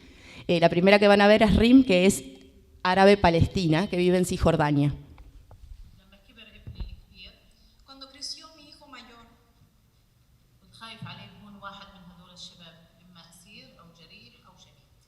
Tenía mucho miedo que él fuera uno de esas personas, un herido o un mártir o que esté preso. Cuando tenía tan solo 13 años, su primer amigo fue asesinado. يعني ابن 13 سنة شو عمل لدولة إسرائيل. Y ella pensaba, No, perdón, pensé que Leti iba a cortar, no, déjalo nomás, ¿qué porque es pudo haber mucho, hay hecho que en contra cortar del después. Estado de Israel? طفل Es un niño أعزل pequeño. إيش عمل؟ ¿Qué pudo haber hecho? هذا من حقه إنه يعيش، Es de su derecho poder vivir. وابني كمان من حقه يعيش، Y mi hijo también merece vivir. أولاد كل الفلسطينيين من حقهم يعيشوا. Y todos los palestinos también tienen ese derecho a vivir. طيب كيف ممكن نعيشهم في عيشة منيحة؟ ¿Y cómo podemos hacer que vivan en una vida digna? لازم نحل السلام. Tenemos que llegar a la paz. الاقتتال المتتالي عن مدة 76 سنة ما جاب لنا إلا الدمار. Todas estas matanzas durante más de 67 años no han llevado a nada. بس أنا امرأة Pero yo soy una mujer بدي أحكي في السلام، y quiero hablar de la paz. بنت المخيم، Hija de un campo de refugiados, حفيدة النكبة. nieta de la Nakba. وين؟ في المجتمع الفلسطيني كان أكبر صعوبة بالنسبة لي. En la sociedad palestina fue lo más difícil salir de todo eso. ومع ذلك أصريت Y aún así insistí, وحاولت كثير persistí y continué. وخسرت أقرب المقربين إلي. Y perdí a muchas de las personas más cercanas a mí. إنه أنت كامرأة ممنوع تشتغلي في التطبيع. Le decían, tú como mujer no puedes trabajar en esas cosas. أنت امرأة مش من حقك تحكي بالسياسة. No es de tu derecho a hablar de las políticas. وأهم مصطلح حكوا لي إياه أنت شو بفهمي. Y lo más importante que le decían, ¿tú qué sabes de esos temas? أنا بفهمني إني أنا Yo lo que entiendo es que soy madre.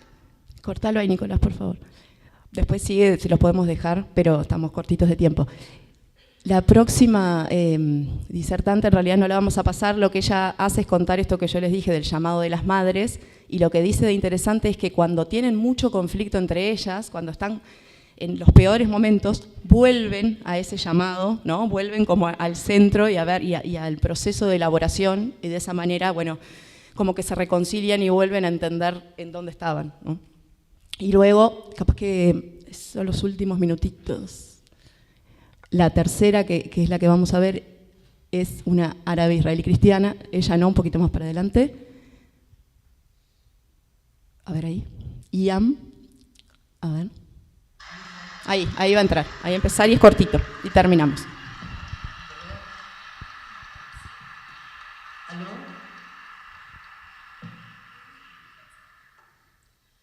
ערב טוב, אורוגוואי. Habla en hebreo. אני מרגישה כל כך מתרגשת לראות את העולם מלא, מה שמראה שאתם יודעים מה שקורה אצלנו במזרח התיכון המדמם. Estoy muy feliz de poder ver este salón lleno, lo que significa que ustedes entienden lo que está pasando en el Medio Oriente, que está sangrando. אני ים תנוס, Yo soy Yam Tanus, אני פלסטינית, soy palestina, ישראלית israelí ונוצרייה. y cristiana. שלושת הזהויות האלו זה לא פשוטות. Estas tres identidades juntas no es fácil. נולדתי אחרי הנכבה, Nací después de la Nakba והרגשתי שאני, זאת לא המדינה שלי. y sentí que no estaba en mi país. בחיפה, איפה שאני גרתי, En Haifa, en donde yo vivía, חיים ביחד בכל קשת של המדינה. viven juntos personas de todo el espectro del país. כשהייתי קטנה, Cuando era niña, גרנו בבניין vivíamos en un edificio שהיו 3 משפחות, que vivían tres familias, אחת מוסלמית, una musulmana, אחת נוצרייה una cristiana, ואחת יהודייה. una judía. אני ופטמה ורחל Yo, Fatma y Rachel היינו חברות טובות, éramos muy buenas amigas. והרגשתי שזה אפשרי. Sentía que se podía. כשגדלתי היה לי קצת כעס, Cuando crecí tenía un poco de enojo, שהייתי קמה בלילה על הבכי של סבתא שלי, porque me despertaba de noche escuchando a mi abuela llorar. וכששאלתי למה סבתא שלי בוכה, Cuando le preguntaba por qué llora, הבנתי ששתי בנותיה גורשו מהמדינה, entendí que dos de sus hijas fueron echadas del país. וזה היה מאוד קשה לי. Eso fue muy difícil para mí. סבתא שלי לא ראתה את הבנות שלה כל החיים. Mi abuela no vio a sus dos hijas en toda su vida, אבל לגדול במדינה כמו חיפה, pero crecer en un lugar como Haifa, ולהתערב עם היהודים והמוסלמים והנוצרים, con los judíos, los cristianos, הבנתי שיש כאב גם ליהודים, יש כאב לשואה, ואנחנו הערבים, יש לנו את הכאב של הנכבה. Entendí que existe el dolor por el holocausto y nosotros por la Nakba. הבנתי שאין מונופול על הכאב. Entendí que no se puede tener un monopolio sobre el dolor. אנחנו שני עמים מדממים, Somos dos pueblos que sangran. וחייבים לעשות משהו כדי שלא ידממו יותר. Y tenemos que hacer algo para que no sangren más. Bueno, por ahí un poquito, para terminar, simplemente que entendemos que esto tiene que ver con un enfoque de derechos humanos, como trajeron todos, y no hay mucho más para agregar que eso. Muchas gracias.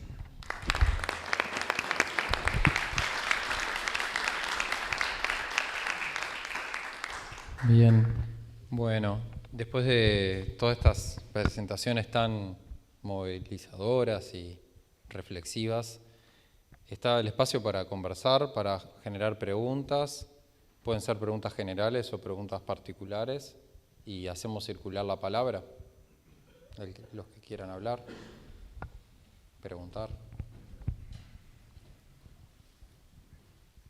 No se pechen, no sean tímidos, tímidas. ¿Fue todo claro? No se entendió nada. Sí, yo creo que fue claro. Esas son las dos opciones que... Yo voy a retomar una de las cosas que dijeron sobre el tema del material educativo, sobre diversidad religiosa, que es un tema que tiene mucho andar en nuestras cabezas, en nuestros corazones. Susana, cuando nos juntamos a retomar este tema, dice, ¿será después de 20 años de lucharla, será ahora el tiempo? Y hace poco me invitaron los mormones a la universidad en Utah, en Salt Lake City, a un encuentro de periodistas especializados en religión.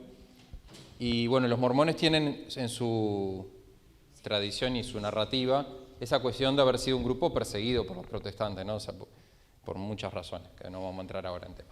Pero tienen mucho desarrollo de materiales que trabajan esta cuestión de la diversidad religiosa. Y me regalaron un libro que había hecho una periodista ahí de Salt Lake City, mormona evidentemente, pero que recogía todas las religiones que había en el estado de Utah, y era un material tipo enciclopedia para niños, que estaba hermoso, y bueno, yo ahí cuando lo recibí dije, esto es lo que nosotros precisamos en Uruguay, no sé si con el sello de Banda Oriental o de quién, pero de alguien, o sea, alguien tiene que hacer este material. Y creo que me parece que ese tipo de materiales, de campañas, de experiencias, nos encontramos acá con Leti después de muchos años, hemos recorrido tanto camino juntos de hacer cosas entre judíos, protestantes y católicos, actividades culturales, con música, plantando árboles, o sea, hay mucha cosa que podemos hacer proactiva para cultivar espacios que generen esto, ¿no? Que los niños y las niñas y los jóvenes que están creciendo crezcan con una cabeza mucho más plural, mucho más inclusiva y de respeto y de comprensión de la otredad. Y no de negación de amputar una parte de la existencia del otro porque no la quiero ver o no la entiendo y me genera miedo. Así que bueno, resonar sobre eso porque es un tema que es complejo por nuestras matrices culturales, pero creo que han pasado también varias cosas en estos últimos años, creo que han cambiado algunos aspectos de nuestra sociedad que espero que para bien. Pero bueno, no sé si alguien quiere comentar, preguntar, resonar.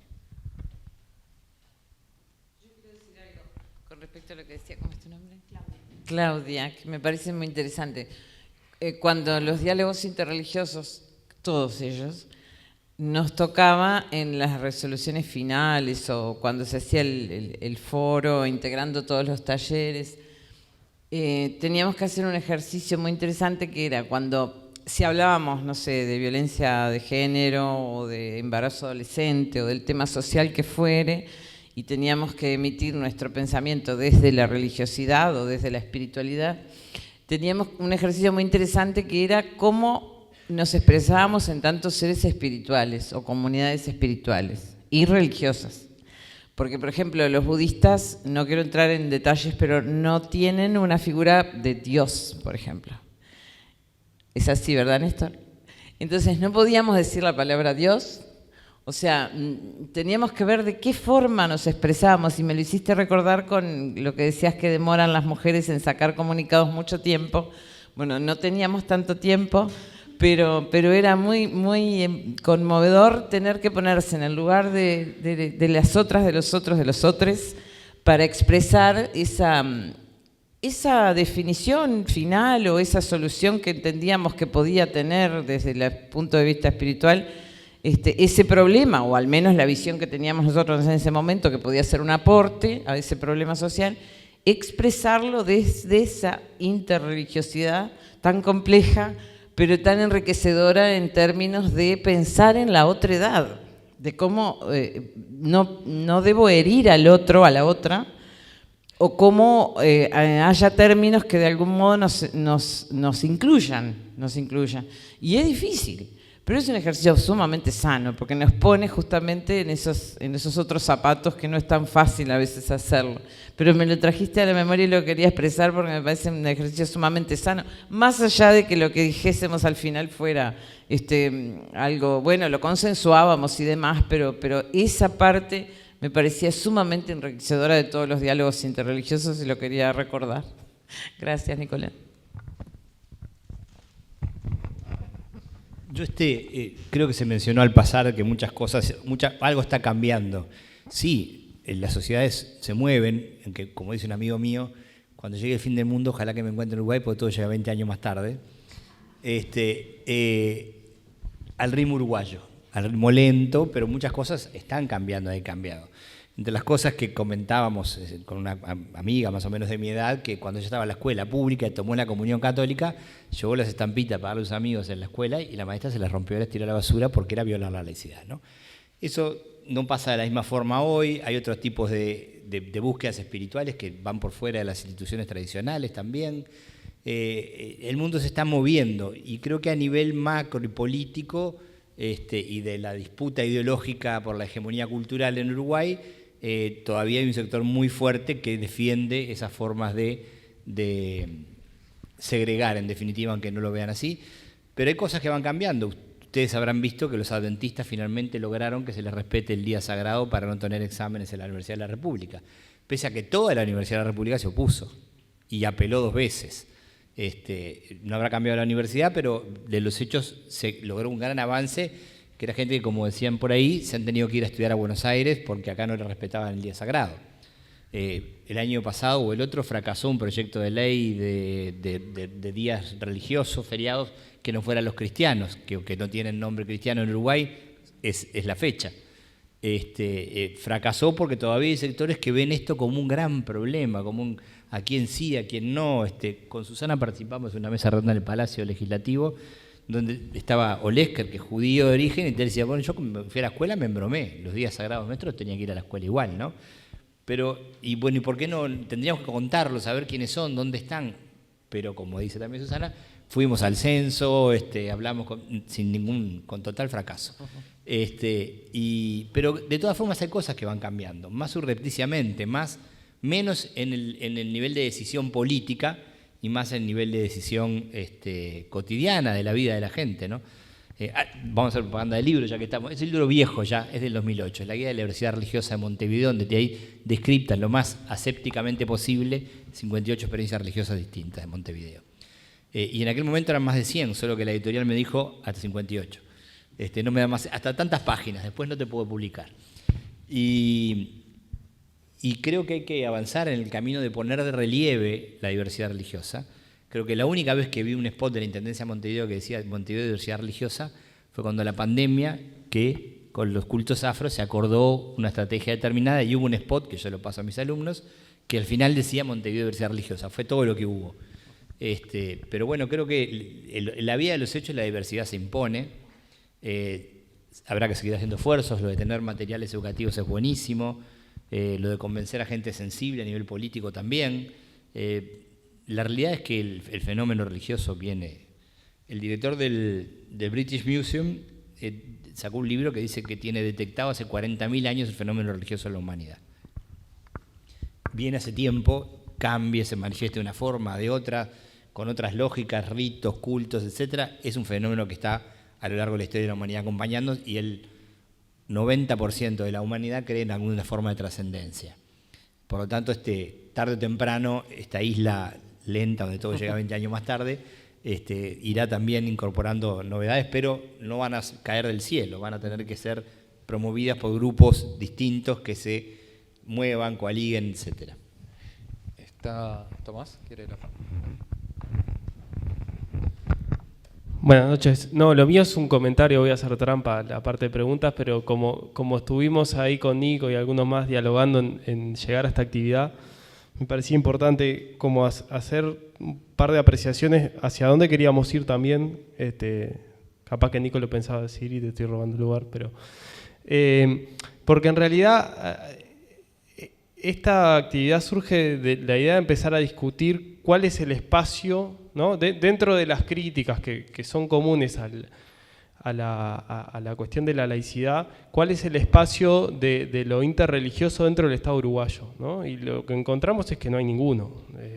Entonces, como el uruguayo es un bicho tan particular que constantemente está buscando todo, la forma de solucionarlo a través del Estado y no por fuera de él, dijimos, bueno, vamos a tratar de generar una serie de reflexiones sobre cómo el Estado puede aportar hacia encontrar un espacio dentro de él para... Porque si no, lo que termina pasando es lo que pasa, y viene pasando sistemáticamente, que es que ciertos actores imponen su fuerza y logran condensar ellos la construcción de qué es lo interreligioso y cuáles son las religiones en el Uruguay. Y pasa a través de la oración del 1 de marzo, ¿no? Que no fue el primero, pero digamos, se entiende, que termina siendo la confraternidad judeocristiana, dejando algunos sectores de lado, ¿no? Y si eso a uno como protestante de alguna forma le genera rispidez, no me imagino a Eva lo que le puede generar desde una de las, ¿no? las religiones más invisibilizadas del Uruguay, en todo punto de vista, desde el punto de vista religioso, desde el punto de vista cultural, étnico. No me imagino a la MAE tampoco. Entonces, esas cuestiones eran un poquito las que queríamos poner en tensión, y me parece que está bueno generar este espacio para ir pensando en esa cuestión, sobre todo desde ese lugar, de decir, bueno, siempre el Estado uruguayo ha sido proclive de las acciones afirmativas en pos de generar derechos, ¿no? Para las minorías y en pos de, digamos, subsanar algunas desigualdades. Entonces, siempre a la cuestión religiosa la ha ido esquivando, y eso ha logrado en realidad que se consoliden algunos discursos religiosos en la educación, solapados bajo el discurso de la laicidad, ¿no? Pero se van avanzando y van generando, se van institucionalizando de alguna forma. Entonces la idea era, y creo que se cumplió, entonces, perdón por el comentario, me sumí al panel, pero nada, me parecía importante decir. Gracias. No sé si quieren reaccionar a esto que dice Tomás. Bueno, muchísimas gracias. Me pareció excelente tu apreciación. Sabes que me quedé pensando en dos cosas. En lo del libro, bueno, está, que eso ya es un tema. ¿Se acuerdan del monumento interreligioso allá por el 2011? También es otro tema, ¿no? Estábamos pensando allá por el 2011, 2012, en el diálogo interreligioso del Uruguay, hacer un monumento interreligioso. Hasta el momento, bueno, está invisible, está en nuestras mentes, ¿no? Y una plaza, ¿te acordás? Teníamos muchos proyectos, pero a veces, bueno, no se logran, ¿no? Y en esto me quedé pensando justamente en lo que decía, ¿cómo se llama? Tomás, perdón. Tomás, justamente ayer me invitaron a una conferencia para hablar sobre el tema de la justicia social en el Islam. Y una de las reflexiones que yo hacía es que todas las religiones, acá lo voy a decir todas, ¿no? Eso era específicamente para un público musulmán, entonces, pero todas las religiones tienen su belleza y tienen también un rol sumamente importante en lo que es la justicia social, en lo que es la equidad, en lo que es la convivencia, en lo que es la creencia, la empatía, en lo que tiene que ver con los valores, con la moral, con la ética. Y todo eso muchas veces a través del laicismo se deja de lado, ¿no? Se borra.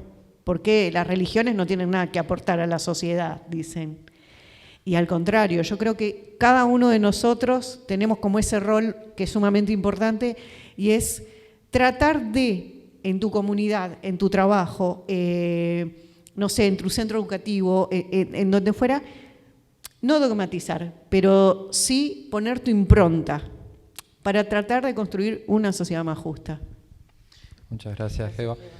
Ahora que empezaron a comentar los proyectos que no salieron, la lista es grande, pero porque son más de 20 años de diálogo interreligioso, entonces y hay mucha masa crítica acumulada en esto, o sea, podrían estar, pienso en muchos líderes religiosos y en muchos académicos de facultad, de humanidades, de ciencias sociales.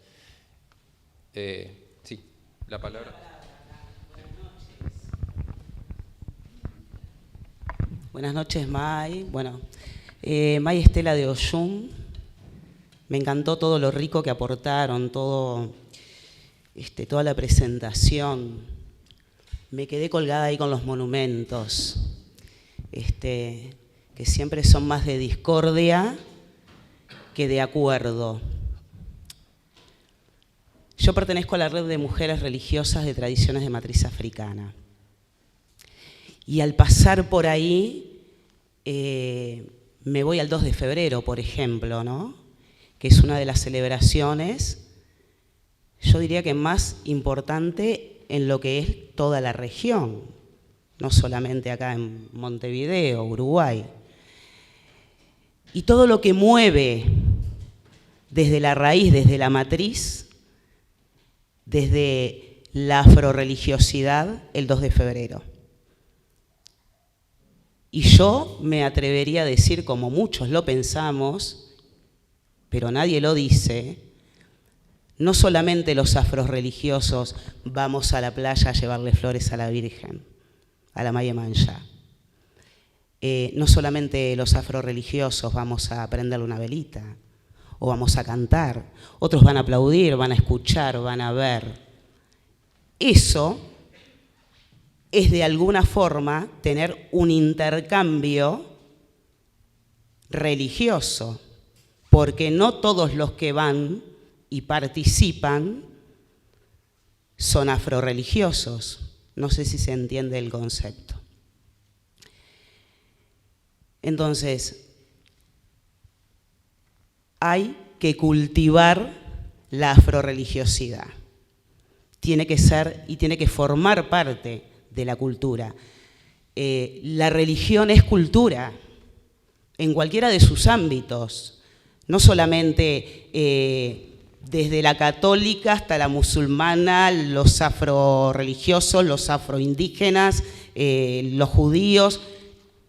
Formamos parte de una sociedad y la sociedad está dispuesta a través de la cultura. Bien, entonces no podemos continuar en esta omisión. Bien, en esto de que sí, hoy es el 2 de febrero, hoy abrimos la Rambla para todo el mundo y vamos arriba los afrorreligiosos o los macumberos, porque es 2 de febrero. Pero si yo hago un ritual en mi casa, ahí ya tengo otro tipo de problemas. Como detalle, ¿no? ¿Qué les pasa a la gente? Es lo que viven, es lo que vivimos, ¿bien? Y es lo que no deberíamos, porque si la Iglesia Católica puede abrir su iglesia y hacer su misa y todos los fieles van, y nosotros los afrorreligiosos también lo celebramos, de que así sea, nosotros también tenemos exactamente el mismo derecho. Ni hablar de los rituales en cada religión, ¿verdad? Como las compañeras hablaron. Nosotros los afrorreligiosos también pasamos por esas situaciones, ¿verdad, May? También necesitamos nuestro espacio. Y no venimos a reclamar algo que no nos corresponda. Tenemos derecho. Si no, vamos a tener que retroceder en el tiempo, ¿no? Hacer de nuestra casa no solamente nuestro lugar en el mundo, nuestro hábitat para poder cultuar, sino que además vamos a tener que hacer del fondo de nuestra casa nuestro propio cementerio. ¿Por qué? Porque no hay una política pública que nos contemple. Pasa por ahí, ya no pasa por la voluntad, ya no pasa porque la ley está pero no se aplica, entre otras cosas. Muchas gracias.